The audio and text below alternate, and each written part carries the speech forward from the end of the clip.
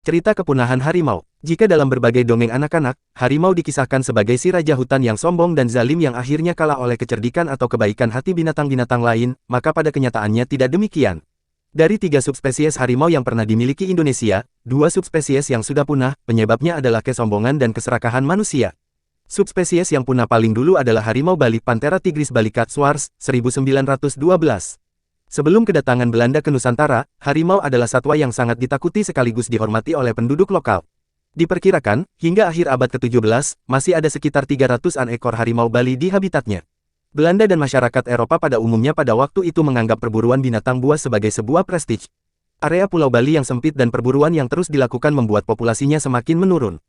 Harimau Bali terakhir ditembak di daerah Sumber Kima, Bali Barat pada tanggal 27 September tahun 1937. Subspesies ini kemudian dinyatakan punah pada tahun 1938.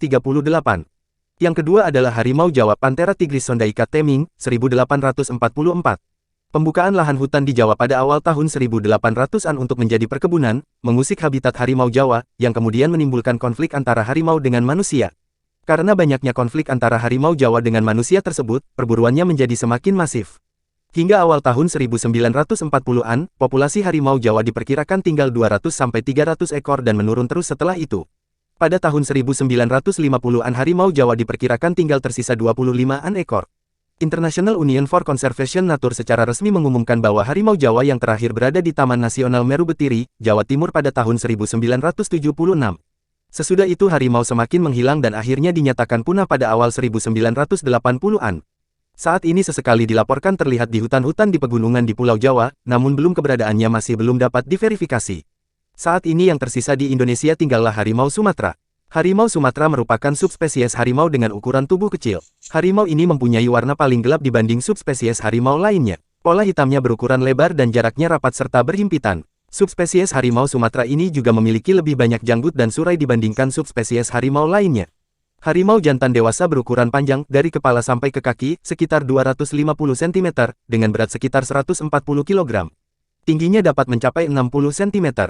Sedangkan harimau dewasa betina berukuran panjang tubuh sekitar 198 cm, dengan berat sekitar 91 kg. Harimau Sumatera berbiak kapan saja. Masa kehamilan biasanya sekitar 103 hari. Harimau melahirkan 2-3 anak harimau sekali melahirkan. Kadang-kadang juga sampai 6 ekor paling banyak. Anak harimau hanya minum air susu induknya saja selama 8 minggu pertama kelahirannya. Setelah itu mulai mencoba makanan padat, tetapi tetap minum ASI sampai 6 bulan. Mereka belajar berburu pada umur 6 bulan dan dapat berburu sendirian pada umur 18 bulan.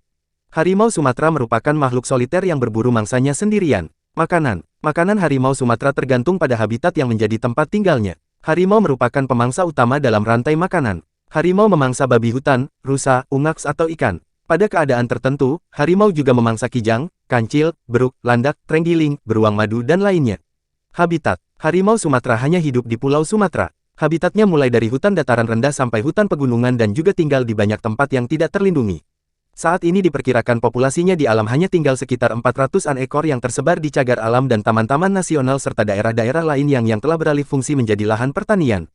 Kemudian, sekitar 250 ekor lagi hidup di berbagai kebun binatang di seluruh dunia.